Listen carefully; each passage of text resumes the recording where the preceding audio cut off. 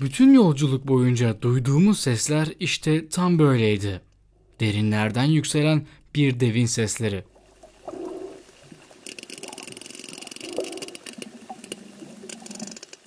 Belki belgesellerden bu sesin sahibine aşinasınızdır. Efsanevi İspermejet balinası.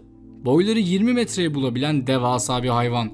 En büyük dişli avcı ve dünyanın en gürültülü hayvanı. Ekranlara daha çok yansıdığı için onları okyanuslarda görmeye daha çok alışığız. Ancak sandığımızdan çok daha yakınlarında yaşıyoruz. Videonun başlığı bir yanıltmaca değil. Gerçekten de Türkiye'de balinalar var.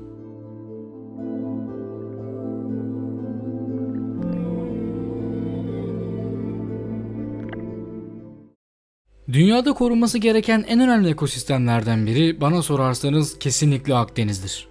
Ancak buna karşın maalesef koruma çalışmaları birçok yere göre çok daha az. Bu yüzden de maalesef her geçen gün Akdeniz ciddi miktarda kan kaybediyor. İstilacı türler, küresel ısınma, denizin pislenmesi bunun tabii ki de en büyük sebeplerinden birkaçı. Akdeniz'e en büyük kıyısı olan ülke Türkiye. Dolayısıyla buranın doğasını koruma görevi en başta bize düşmeli. Çünkü biz Akdeniz'in bize sunduğu bütün doğal şeylerden faydalanmalıyız. Bunu sürdürülebilir bir şekilde yapmak için de onun doğasını korumak ve saygı duymak zorundayız. Ölmüş bir denizin sonu ona bağımlı bizler dahil her canlı için felakettir. Her ekosistemde bazı kilit rolde canlılar vardır. Bu canlılar yaşadıkları çevre için inanılmaz önemlidir. Tüm ekosistem o canlıların çevresinde gelişmiştir adeta. Bu canlılara birçok örnek verilebilir. Deniz çayırları, devasa apex predatörler veya kril gibi ufak ancak besin zinciri için inanılmaz önemli canlılar yine dediğim gibi örnek verilebilir. Bu canlıları bulundukları ekosistemlerden koparırsanız oranın oturmuş doğal düzeni çöküş yaşayacaktır. Tabi böyle olayların yaşanmaması için bizim bu kilit roldeki türleri tespit edip onlar hakkında ulaşabileceğimiz kadar bilgiye ulaşmamız gerekiyor.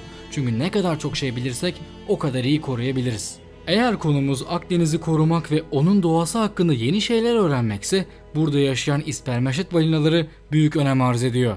Şimdiye dek Akdeniz'de görülmüş ve kaydedilmiş 20 tür balina var. Bu 20 türün hepsi zamanın bir noktasında Akdeniz'de görülüp kaydedilmiş olsa bile yerleşik tür olduğu anlamına gelmiyorlar. Ki zaten birçoğu bunların tek birey ve bir kere falan görülmüşler. Mesela gri balina. Atlantik Okyanusu'ndaki popülasyonu insanlar tarafından yok edildiği için bu canlı günümüzde sadece Kuzey Pasifik'te yaşamakta.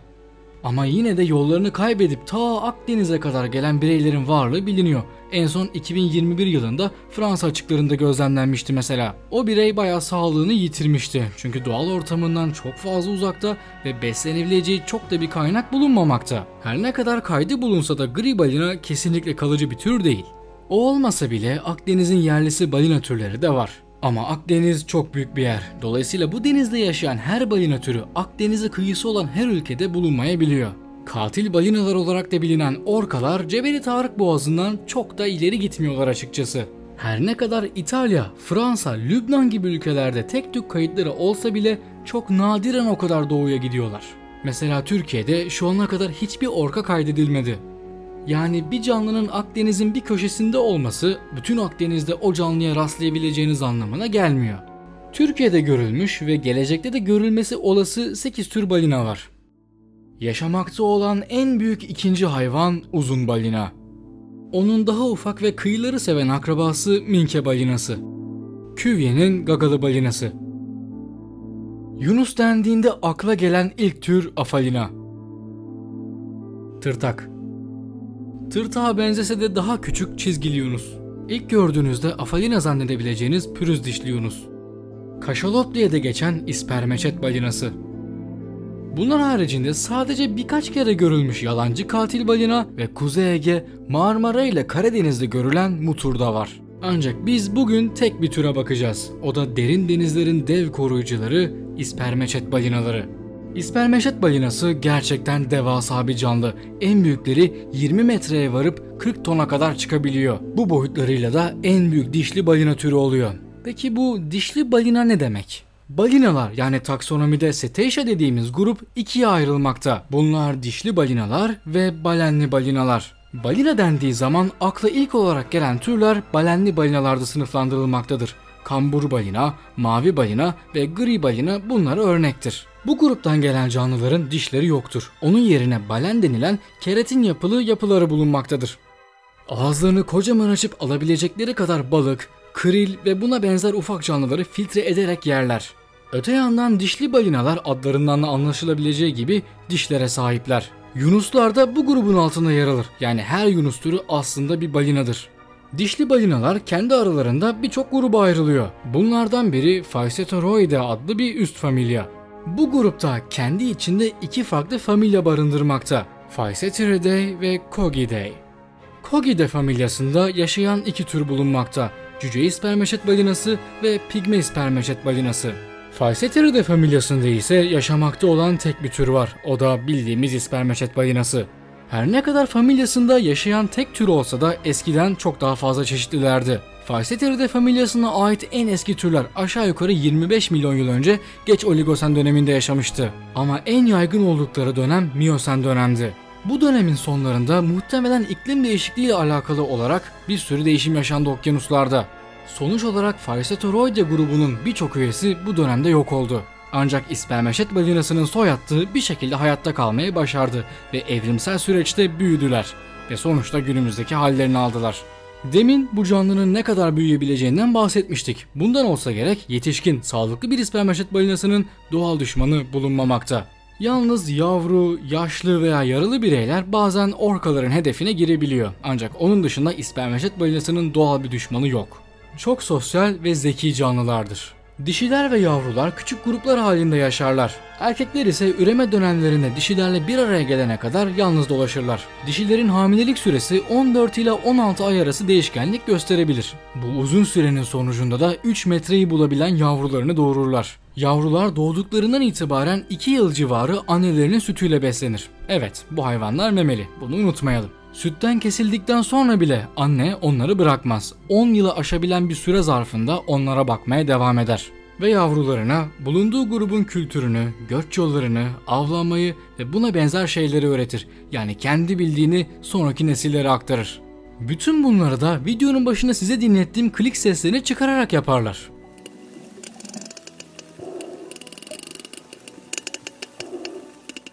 İlk duyduğunuzda bu sesler size anlamsız takırtılar gibi gelmiş olabilir. Ancak bu sesler onların hayatında inanılmaz bir öneme sahip. Bu klik sesleri asla rastgele değildir. Farklı anlamlar taşıyan ses kombinasyonları gibi onları düşünebilirsiniz. Bu şekilde avlanır, bu şekilde yön bulur ve bu şekilde konuşurlar. Sağlıklı bir ispermeçet balinası su altında 236 desibel şiddetinde klik sesleri çıkarabilir. Bu da onu dünyanın en gürültülü hayvanı yapar. İnanılmaz avcılardır. 2000 metreyi aşabilen derinliklere dalabilir ve kalamar benzeri hayvanları avlarlar. Bu derinlikler aynı zamanda dünyadaki en inanılmaz av-avcı ilişkilerinden bir tanesine de ev sahipliği yapmakta. Dev kalamar ve ispermeçet balinası. Doğanın epik bir karşılaşması. Ancak gerçekleştiği derinlik göz önüne alındığı zaman biz insanların bu olayı görme veya kaydetme gibi bir şansımız maalesef yok. Peki böyle bir karşılaşmanın yaşandığını nereden biliyoruz? Bu şekil yaraları olan ispermeçet balinası görselleri görmüşsünüzdür muhtemelen. İşte bunlar dev kalamarların izleri. Genelde balinalar bu kalamarları onları buldukları derinliklerde tüketiyorlar. Ancak çok nadiren de olsa yüzeye kadar çıkardıkları oluyor. İspermeçetler daldıkları 2000 metre derinliklerde bir saatten uzun kalabiliyor. Elbette bu çok etkileyici olsa da en derine dalan memeliler listesinde ispermeçet balinası 3. sıraya yerleşmekte. Cuvier'in gagalı balinası ve fil fokları onlardan çok daha derinlere dalabiliyor. İspermeçet balinaları ortalama 70 yıllık bir ömre sahiplerdir. Ancak tabii ki daha uzun ve daha az yaşayan bireyler de oluyor. İsimlerini kafalarında bulunan yağ bakımından oldukça zengin spermaseti denilen bir organdan almakta. Hatta sadece yağ bakımından zengin olduğu için balina avcıları zamanında ispermeçet balinasını da bayağı fazla avlıyordu. Neyse ki günümüzde bu türün avcılığı tamamıyla yasak. Fakat maalesef ki yine ve hala insan kaynaklı sebeplerden bu muazzam canlılar hayatlarını yitirebiliyor. Dünyanın pek çok yerinde bu canlılar yaşam mücadelesi veriyor ve insan kaynaklı sorunlarla yüzleşiyor. Akdeniz'de bu konuda maalesef pek farklı değil. Ama böyle olmak zorunda değil. Balinalar ve Akdeniz'in doğası için hala umut var. Çünkü bize bu umudu aşılayan insanlar var.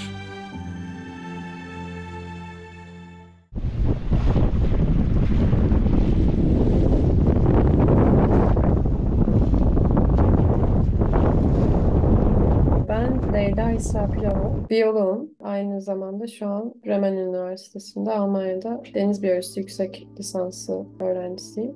Deniz memelileri ve deniz memeleri akustik davranışı ile ilgileniyorum. Şu an Türkiye'de Deniz Memeli Araştırma Derneği ile 2 seneye aşkın süredir çalışıyorum ve hem araştırma seferlerinde hem başka projelerde ve faaliyetlerde yer alıyorum. Şu an aslında DMAD'ın projeleri yoğunlukla daha çok İspermeçet balinaları üzerine. Çünkü Akdeniz'de yaptığımız araştırmalarda orada çok büyük bir veri açığı olduğunu fark ettik ve bizim bu düzenli araştırma seferlerimiz aslında Türkiye'de düzenli olarak bulunan İspermeçet balinası popülasyonu olduğunu gösteriyor. Hala bilmediğimiz çok şey var onlarla ilgili. Tam olarak hangi alanlar onların habitatları, ne zaman geliyorlar, gidiyorlar, hep mi buradalar? Çok fazla bilmediğimiz şey var. Bu sebeple İspermeçet balinaları özelinde araştırmaya devam etmek gerekiyor. O yüzden onlara yoğunlaşmış durumdayız ve aslında nesilleri Akdeniz'de tehdit altında. O yüzden DMAT, İspermeçet balinalarını özellikle Türkiye'de onları araştırıp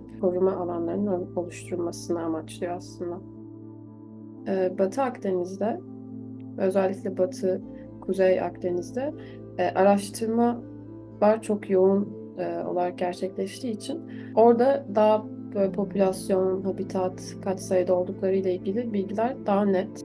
Doğu Akdeniz'de işte özellikle Doğu Akdeniz'in güney kesimi araştırmalar yapılmadığı için Doğu Akdeniz'le ilgili genel olarak bir tahmin var tabii ki de ama tam olarak kaç balina olduğunu tabii ki de bilmiyoruz. Yanlış hatırlamıyorsam en son 300 birey gibi bir rakam hatırlıyorum. Böyle tahmin edilmişti. Şimdi Türkiye özelinde bizim gördüğümüz balinalar öncelikle Yunanistan'daki balinalarla aynı balinalar mı? Oradan gelip gidiyorlar mı yoksa? Yani aslında birçok şey bilinmiyor. DMAT Türkiye'de çalışıyor ve fotoğraf kimliklendirme dediğimiz bir yöntemle aslında birey sayısını da tahmin etmeye çalışıyoruz. Bizim katalogumuzda şu an yanlış hatırlamıyorsam 30'a aşkın birey var bu Türkiye suları için. Bize 300 birey var tahmini bizim araştırmalarımızı yapmadan önce bildiğimiz bir sayı. Bu Türkiye'deki sayı bunu değiştirir mi onu da bilemiyorum çünkü belki de aynı balina zaten. Şu an öyle yayınlanmış bir çalışma yok. Umarım DMAD'ın böyle bir çalışması yayınlanır. DMAD aslında bir araştırma derneği fakat tabii ki de araştırdığımız canlılar nesli tehdit altında olan canlılar oldukları için koruma da çok temel amaçlarından birisi DMAD'ın. Bu hayvanları sadece araştırmak değil, aynı zamanda korumak istiyoruz. Onları var etmek istiyoruz. Ve aslında araştırmalarımızın sonucunun koruma çalışmalarına yol açmak olması temel hedeflerimizden birisi. Çok büyük bir veri açığı var diyoruz hep. Veri açığı olan bir alan, bir bölgede de o bölgeyi mesela koruma altına almak çok kolay değildir. Atıyorum işte Türkiye'nin Akdeniz sularının deniz memeleri için önemli alan ilan edilmesi ya da önemli deniz habitatı ilan edilip koruma altına alınması için o bölgede hangi canlıların bulunduğunu, ne sıklıkla bulunduklarını, o bölgenin ne kadar önemli olduğunu bilmemiz gerekiyor önce ya da işte karar vericilerin bunu bilmesi gerekiyor. Biz de bunu araştırıyoruz ve daha sonrasında bu verileri paylaşarak toplumla ve karar vericilerle e, Türkiye'deki bazı önemli alanların gerçekten deniz memelerinin orada bulunduğunu e, ortaya koyduğumuz alanların korunmasına yol açmak istiyoruz. Birçok farklı kuralla bu bölgelerde bu hayvanlar korunabilir ve daha güvenli hayatlarını sürdürebilirler. Mesela taşıtlar, gemiler, yatlar vesaire. İspermeçet balinaların en büyük ölüm tehditlerinden birisi pervane kesikleri ve işte gemi çarpışmalarıdır. Ve çok fazla örneği var. Dünyada da, Akdeniz'de de, Doğu Akdeniz'de de, Türkiye'de de ve bizim hatta fotoğrafını çektiğimiz İspermeçet balinalarında da örnekleri var. Fotoğraf kimlikleme kataloğumuzda 2 bireyimizde çok ciddi pervane yarası var mesela ve bu bizim gözlemleyebildiğimiz bir de aslında gözlemleyemediğimiz belki ölen ve sonra derine batan hayvanlar oluyor. O yüzden bu bölgelerde İspermeçet balinalarının bulunduğu ve işte belki göç rotaları olan çok yoğun olarak oradan geçtikleri bölgelerin belli kurallarla koruma çalışmaları içine dahil edilebileceğini düşünüyoruz. Göç rotalarını bildiğimizde bu hayvanların ve zamanları ne zaman geçiyorlar ve nereden geçiyorlar o zaman o bölgeleri o dönemlerde gemilerin daha yavaş olmasını kuralı getirebiliriz. Ve şimdi biz bu canlıları eğer Türkiye sularında da aynı canlıları paylaşıyorsak neden Türk sularında da güvende olmasınlar? Neden hep beraber koruyamayalım? O yüzden aslında bizim amacımız bu Türk sularındaki veri açığı da olabildiğince kapansın ki Doğu Akdeniz'i bir bütün olarak koruyabilelim. Çünkü bu canlılar büyük canlılar ve göç ediyorlar. Büyük alanlarda seyahat ediyorlar. O yüzden birinci amacımız onları araştırmak, veri açığını kapatmak ve böylelikle deniz öneri için önemli habitat alanlarının oluşturulmasını sağlamak ve koruma. Bizim şu an araştırma seferimizde görsel ve akustik olarak topladığımız iki farklı veri var. Görsel veride birincisi fotoğraf kimlikleme dediğimiz bireyin kendisini daha sonra tanıyabilmemizi sağlayan araştırma için fotoğraf makinesiyle fotoğrafını çekiyoruz. İspermeçet balinası özelliğinde kuyruğunun fotoğrafını çekiyoruz. Bu sebeple bir fotoğraf makinesi kullanıyoruz. Yani fotoğraf çekmenin yanında bir de dürbünle gözlem yapan, çıplak gözle de gözlem yapan ve bir davranış verisi toplayan araştırmacılarımız var. Bir de verileri kaydeden bilgisayara bir data logger. Bunu yaparken her zaman tabii ki de mesafemizi koruyoruz ve yani her zaman onlara rahatsızlık vermemek önceliğimiz oluyor. Zaten belli kurallar var. Uluslararası protokollere de bu konuda uyuyoruz. Tekne aslında onları rahatsız ettiği için tekne motor gürültüsü her zaman hayvanın arkasına yaklaşıyoruz ve belli bir mesafeye hiçbir zaman aşmıyoruz. Onun dışında akustik veri topluyoruz görsel verinin yanında. Akustik veri de bizim aslında denizde olduğumuz süre boyunca devamlı olarak toplanıyor. Her zaman bir hidrofonumuz oluyor. Teknenin arkasında 200 metre uzunluğunda bir kablo ve ucunda bir hidrofon, su altı mikrofonu ve bu devamlı kayıt ediyor aslında su altındaki bütün sesleri. İşte dalga sesi de dahil, motor sesi de dahil, yandan geçen gemi sesi de dahil ve çok çok uzaktan gelen bir ispermeçet sesi de dahil. Bu şekilde aslında ispermeçet seslerini tecrübeli ekip ayırt ettiği için ispermeçet balinası seslerini o kaydı daha sonra kullanmak üzere yine veri girişi yaparak kaydetmiş oluyoruz. Kullandığımız ekipmanlar akustik veri toplarken bir hidrofon, bu bahsettiğim 200 metrelik devamlı olarak oradan bir veri alışı oluyor ve biz teknede içeride bir bilgisayardan bu veriyi hem görsel olarak bir spektrogram üzerinde aynı zamanda dinliyoruz o anda devamlı olarak dinleyen bir araştırmacı oluyor. Bir de daha böyle hayvanı yakında duyduğumuzda, yaklaştığımızda sağda mı, solda mı, nerede olduğunu daha detaylı olarak anlamamızı sağlayan ufak bir hidrofonumuz var. Onu da suya daldırarak, yine dinleyerek sesin nereden geldiğini anlıyoruz. Ama temel olarak o 200 metrelik kablo asıl akustik verimiz. Onu kaydediyoruz. Kıyıda bulunmuyor. Spermeçet balinaları. Zaten kıyıda bulunan vatandaşlarımız yüksek ihtimalle görmeyecekler. Yani derin denizlerde bulundukları için eğer kıyıya vuran bir hayvan değilse, çok kötü bir durumda değilse.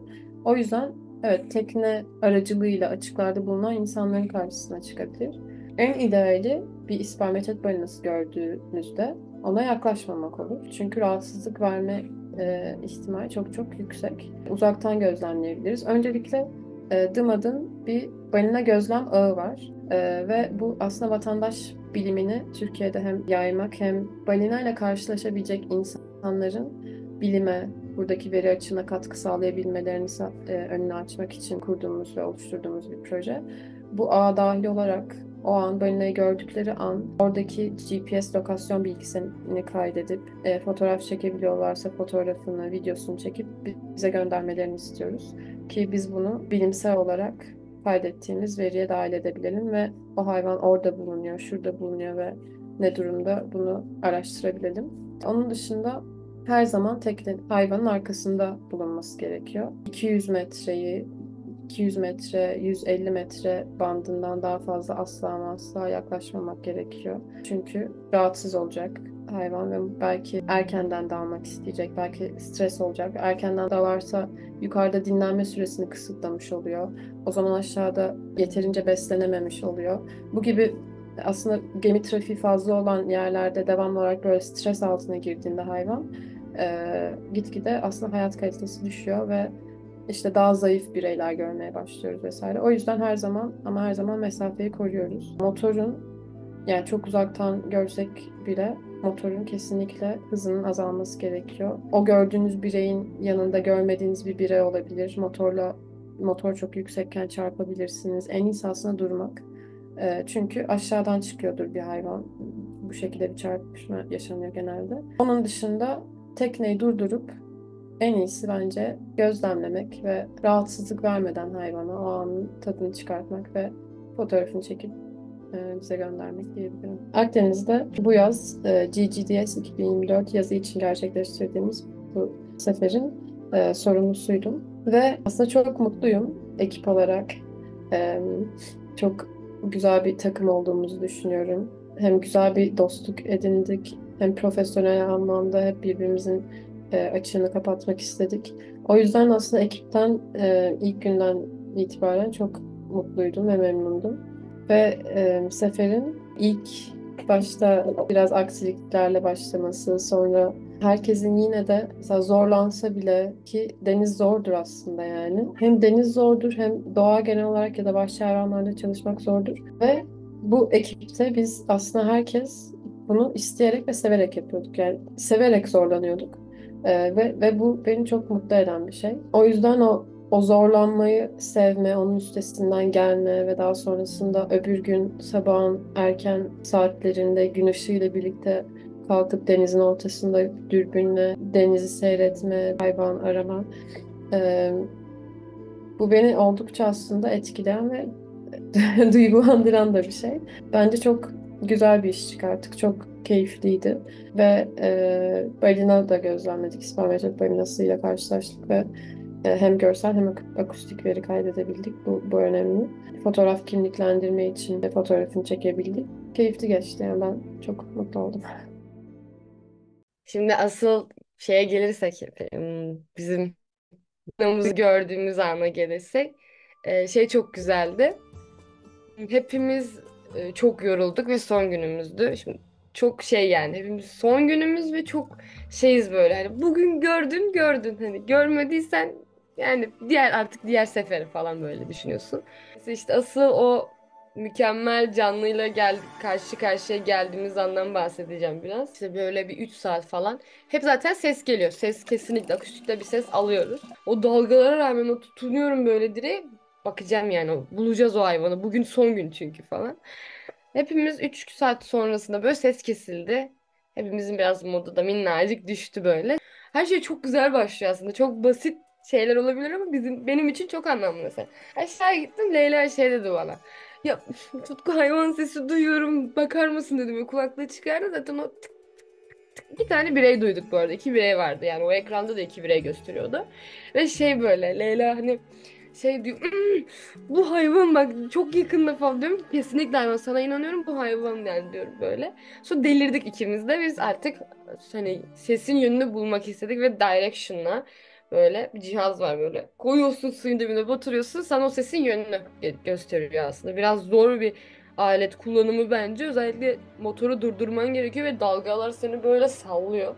Poyraz akustiğinde sonra galiba şey olmuş. İnanılmaz derecede böyle yakın bir ses. Hani Poyraz yukarı çıkıyor, işte ses yani muhtemelen şey demeye, yanımıza gelip çok yakında hani gelmeye daha demeden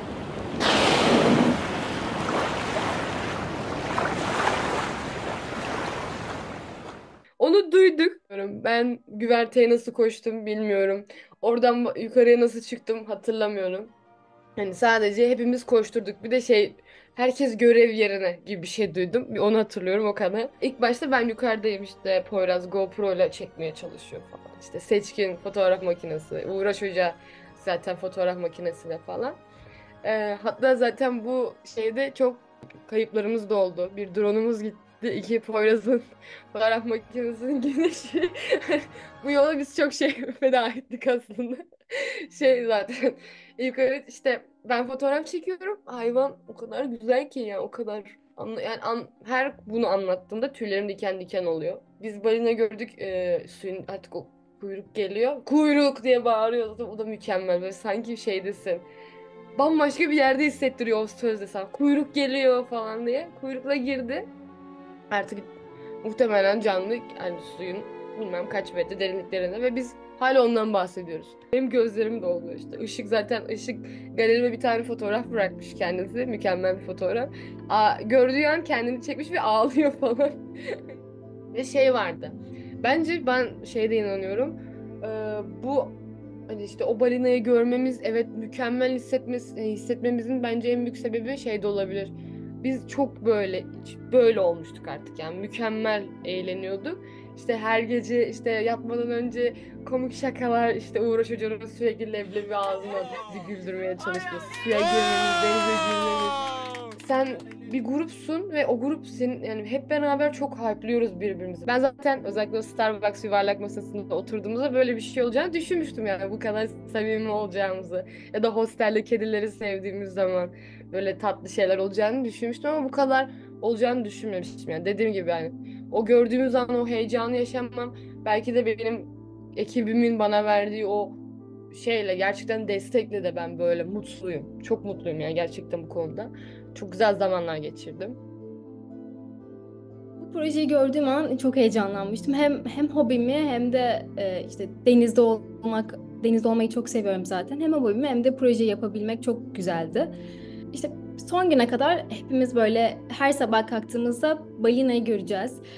En azından hani birlikte biz yukarıda onlar aşağıda olduğumuz anı hissedeceğiz diye böyle çok heyecanlıydık zaten. Sonra balina, işte biz son gün böyle bir sesler duyduk ve o sesleri duyduğumuz an böyle herkes çok heyecanla, böyle azimle bekledik. Olduğumuz alanda tur attık, döndük. Yani çok uzun bir süre balinanın yani yüzeye çıkmasını çok bekledik. Zaten balinanın orada olduğunu gördüğüm an böyle bir kaldım. İlk böyle, çünkü çok uzun zamandır, yani böyle çok uzun zamandır bir şeyin olmasını beklersiniz ya, böyle aynı tam onun gibi çok uzun zamandır balinayı orada görmeyi, hem de hani uzakta bile değildik ya. Gerçekten burun deliğine kadar her şeyini çok net bir şekilde gördük böyle.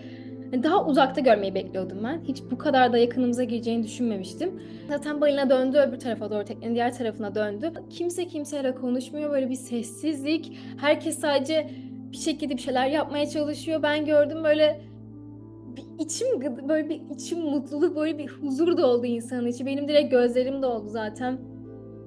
Çok çok ben böyle hiç unutulmayacak, çok özel bir andı. Yanımızda böyle puf diye sesleri çıkıyor, her şeyini duyuyorsun. Tam önünde, böyle tam önünde duruyor.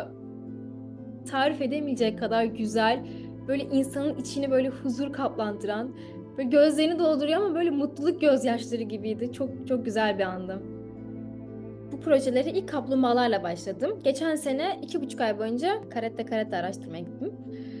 O da çok güzel bir deneyimdi. Böyle yuvalarını tespit ediyorduk. Böyle oradan böyle insanın şey yapacağını, çıkacağını bilmek, yavruların çıkacağını bilmek çok güzel bir şey zaten. Bu sefer de hani kaplumbağaları araştırdım. Bu sefer de neden balina olmasın tarzında bu projeye başvurdum özellikle. Deniz biyolojisiyle tanışmam lisans eğitimin başında oldu ilk başta. Antalya'da yürütülen Deniz Kaplumbağaları Koruma Projesi'nde yer aldım. 2 yıl boyunca bir 6 ay arazi çalışmalarına katıldım. Oradan deniz biyolojisinde ilerlemeye karar verdim. Daha sonrasında da projelerle, lisans öğrencilerin destekleyen projeleriyle vesaire deniz şehirleri ve makroalglerle ilgilenmeye başladım. Balinalara nereden geçtim? Biz Leyla ile zaten bu Deniz Kaplumbağaları Koruma Projesi'nden tanışıyoruz. Leyla'dan dolayı biliyordum bu projeyi. 2 yıldır da katılmak istiyordum. Daha sonrasında ama hiç, yani hem sınavlarıma denk geldi yayınlandığı zamanlar, hem başka işlerime denk geldi. Bir türlü denk getiremedim.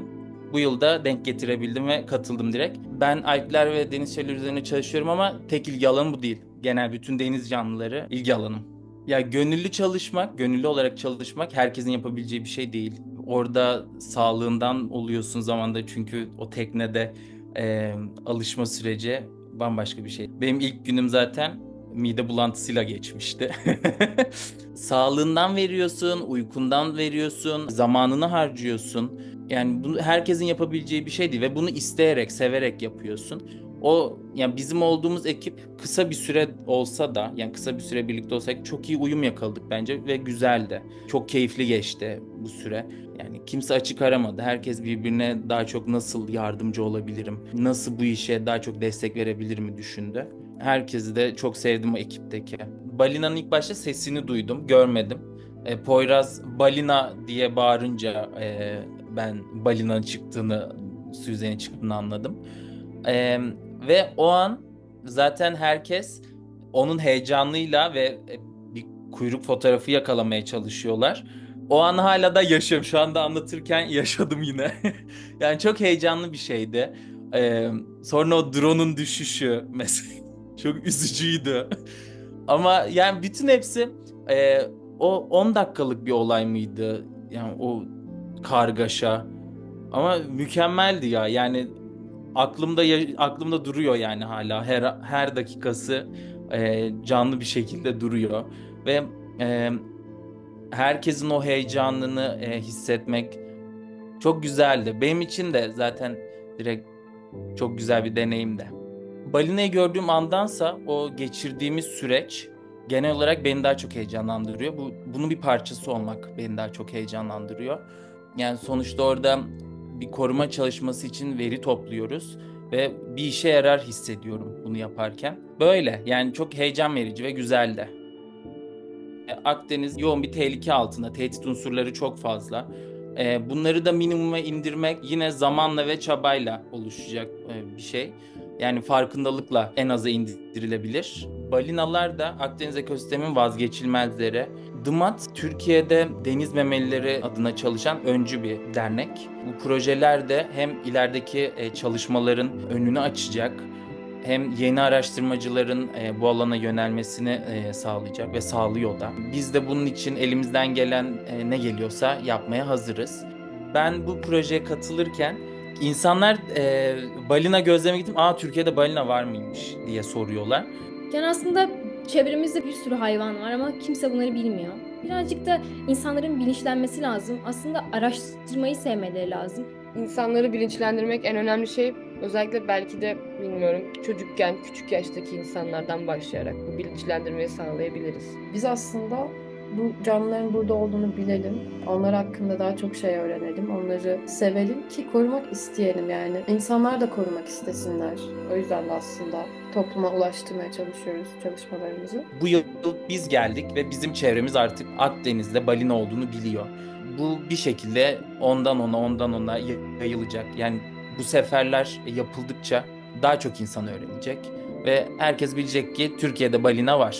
Türkiye'de balina var. Türkiye'de balina var. Türkiye'de balina var. Türkiye'de balina var ve biz onları korumak istiyoruz.